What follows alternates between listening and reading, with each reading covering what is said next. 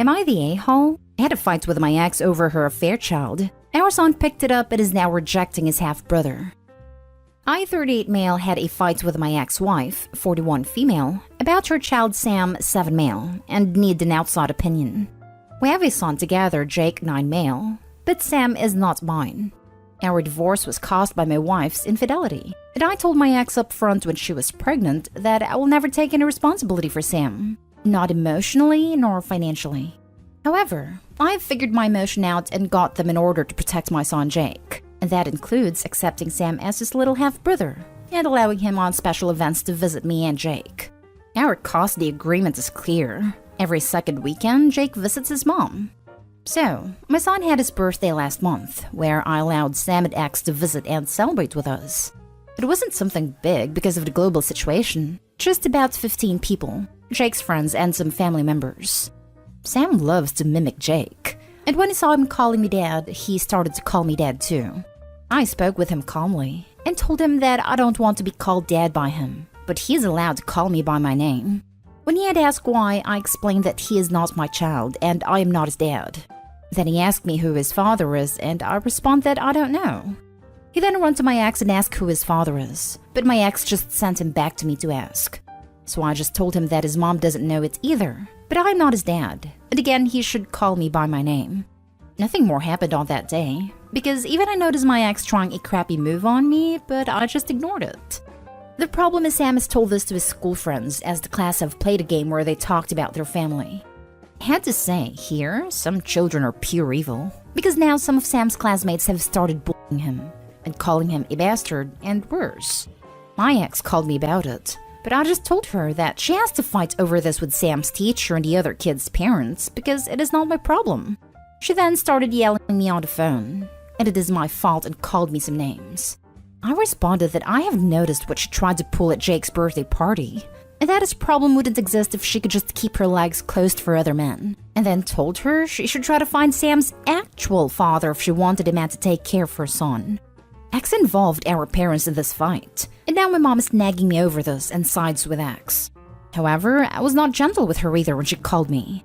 Note that my mom wanted a daughter since forever, and saw my wife as her first daughter. That's why I'm in low contact with her, because she tried to force me to forgive my ex.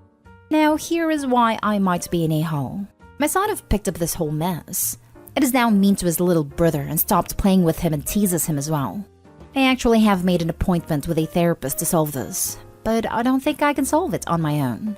Am I the a-hole here? Edit. I can't be the father of Sam as it's medically impossible. Also, a court-ordered paternity test confirmed that I am not the father. Now for the top comments. Not the a-hole. 1. You're not Sam's father and having him call you by first name is totally fine. 2. You're civil and have tried to keep Sam in Jake's life. 3. You're civil with X despite the history and her recent attempts at trouble. 4. Jake picking up on it seems an accident. However, you need to be more careful to prevent your son from hearing future arguments with your ex. OP, do not manipulate custody time with your ex to reward/punish your ex, certainly without talking to your lawyer first. Not an a-hole. X needs to take responsibility for her actions. She shouldn't have told Sam to go back to you for an answer. Speak with your son and get him into therapy, and they'll help to explain the reasons why he's being mean. Your mom and X are the a-holes here. Probably want to turn OP into a father figure. Not an a-hole. Not an a-hole for not allowing Sam to call you dad. But you need to realize that Sam is innocent. It's not his fault that his mother cheated on you. You should talk to Jake. Don't allow him to be horrible to his younger brother. Right. That was my only problem with the story. It seems that there are things he should be saying to his ex. He is choosing to say these things to a child instead. He's not an a-hole, but Sam isn't an a-hole either. He is a kid being put between two adults. Next story. Am I the a-hole for taking my son on a trip I knew his step-siblings wanted to go on? My ex and I have a son, Kai, 11. Ex and I broke up when he was 2 and my ex married his wife when Kai was 6. There was a lot of mess in Ex's house regarding his ex step-kids, Mia and Logan, both 12.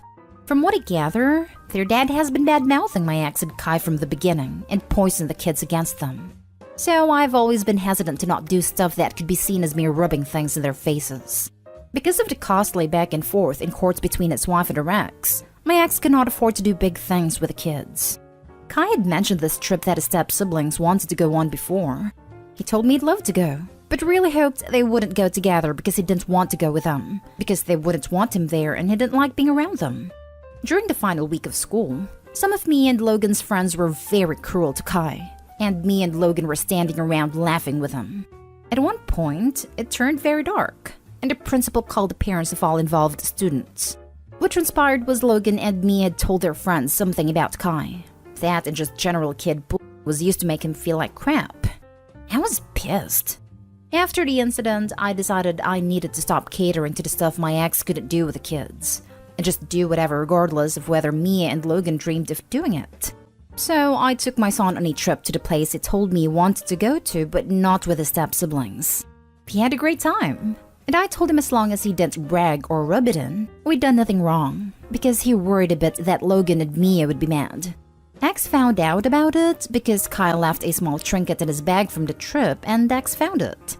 X then called me and asked me why I took Kai there, and I said because Kai wanted to go. X said his stepkids wanted to go too, and why would I take Kai someplace they'd likely wanted to go? I said I don't care. I could take my son where I wanted. He told me it made me an a-hole because his stepkids have feelings too. He doesn't know I knew they wanted to go, but am I the a-hole here?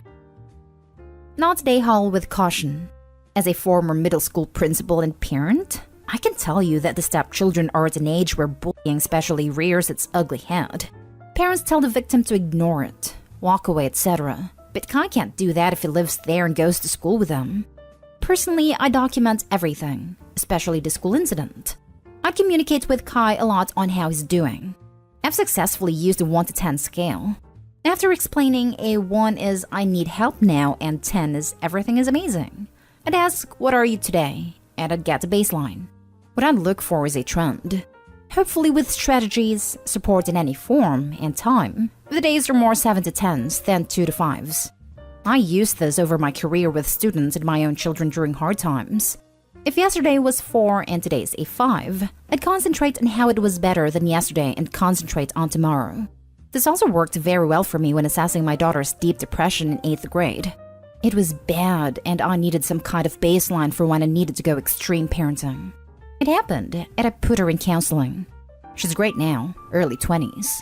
So for UOP, I'd keep some kind of data/notes to see if there comes a time that you need to revisit the boundaries of custody.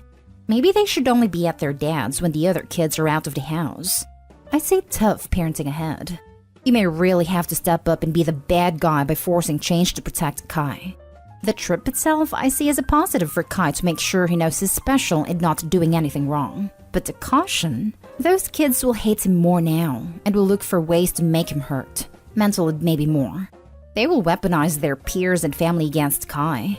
Bullies are some of the smartest and manipulative children I've ever worked with. They know who is where and they capitalize on weakness. Here's where your Rex fits in. Enough said. Good luck, and I'm glad Kai had something positive to do. My guess is those days with you are really high in the scale. Totally not the a-hole. And piggybacking off this post, a friend currently has a client who is going through the same thing. X remarried a horror show with a horror show daughter who tortures client's kid. They took X back to court and they just rendered a decision that new wife and her kid have to leave the house for the duration of visitation. That is something you might want to look into. Your ex probably can't afford a legal fight on both ends, so he's likely to cave. Not the a-hole. It is not even close. What a nightmare for your kids who have old step-siblings that are bullies.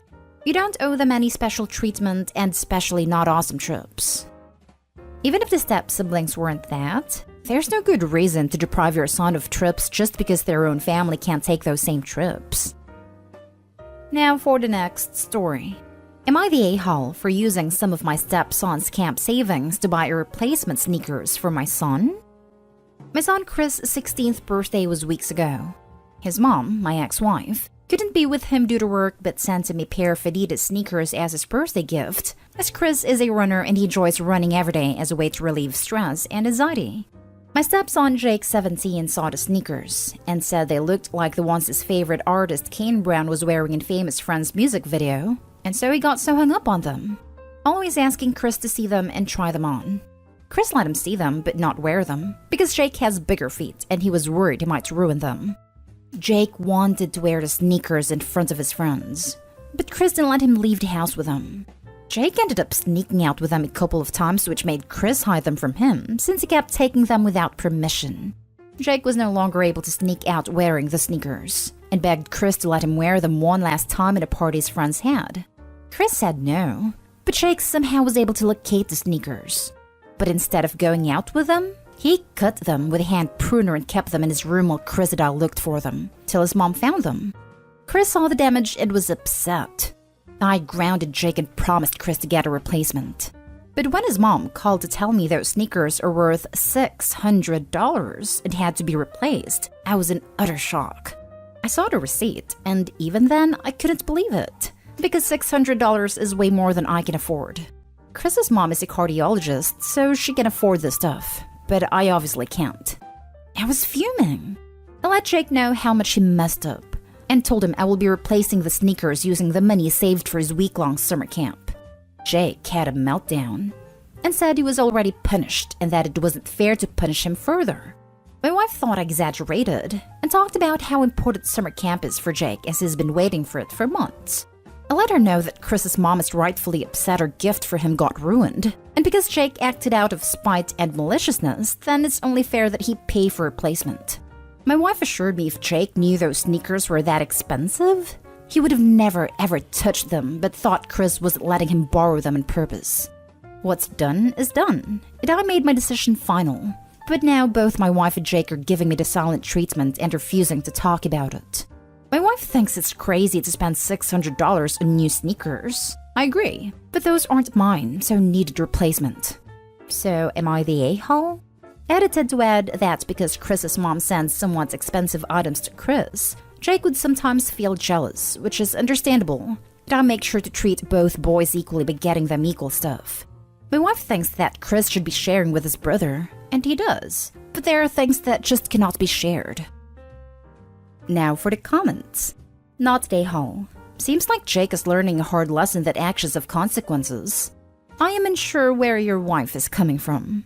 It doesn't matter how expensive the shoes were. Her son destroyed someone else's property. Maybe this will teach him to not destroy others' belongings before it becomes something super serious.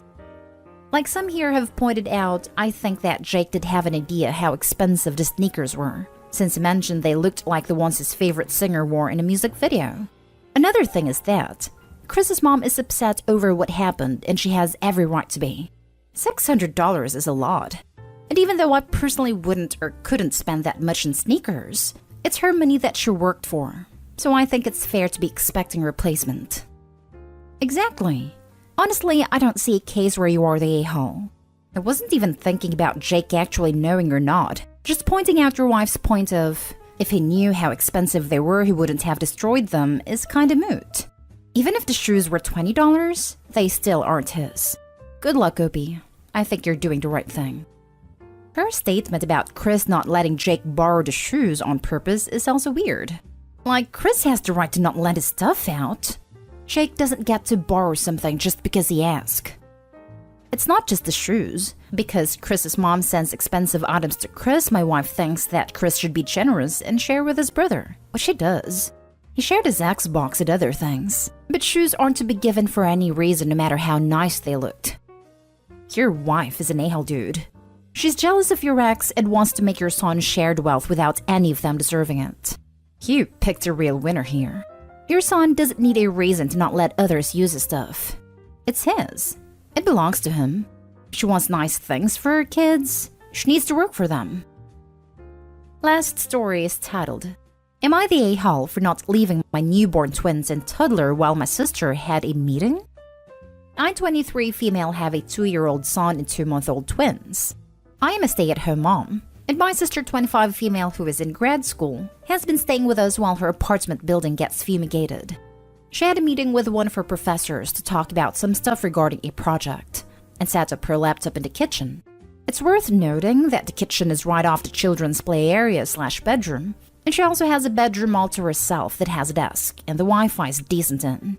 About 5 minutes into her meeting, my 2-year-old who was playing with his toy trucks got hurt and started crying. He wasn't even having a tantrum, just crying because he got hurt. After a few minutes, my sister excuses herself from her meeting for a moment and yells at me to take the kids out of the house and that she needs total silence. I told her I wasn't going to take my 3 small children out by myself with no stroller, which was unfortunately left in the car my husband took that morning. She has been telling me all week that I ruined her meeting and that I need to get my children under control. My parents agree that I was being unreasonable. Am I the a-hole?